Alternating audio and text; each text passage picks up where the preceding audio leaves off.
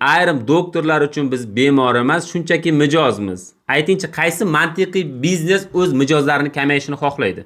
Bundan 12 yillar muqaddam, balkim sizlarda ham bo'lgandir. Shamollash sababli shifoxonaga yotgan edim. Borgan edim desam aniqroq bo'ladi. O'shanda doktor menga 300 mingga dori yozib bergandi, shunchaki grippga. Hatto qaysi dorixonada olishim kerakligini ham aytgan edi. O'sha dorilarni olmay ro'yxatni boshqa bir doktorga ko'rsatganimda o'sha doktor juda ham jahli chiqqandi. Ya'ni bu yerda jigar uchun juda ham og'ir bo'lgan antibiotiklar borligini va ular ko'pi samarasiz, foydasiz ekanligini, arzonroq dori yozsa ham bo'lish kerakligini aytgandi.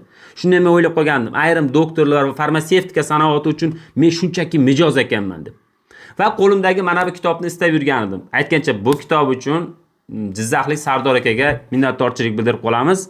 Shaxsiy kutubxonamizga u kishi sovg'a qildi. Ya'ni boshqa kitoblarni ham sovg'a qildi. Ular hozir muhim emas. Muhimi mana shu. Mana shu kitobni o'qib chiqinglar. Shunda ayrim kasalliklar bu bizni ongimizga shunchaki singdirilgan ekanligini anglab olasizlar. Endi albatta hali o'zim ham o'qib chiqqanim yo'q. O'qib chiqsam albatta bu haqda yangi video qilamiz. Barchaga rahmat. Sog' salomat bo'linglar.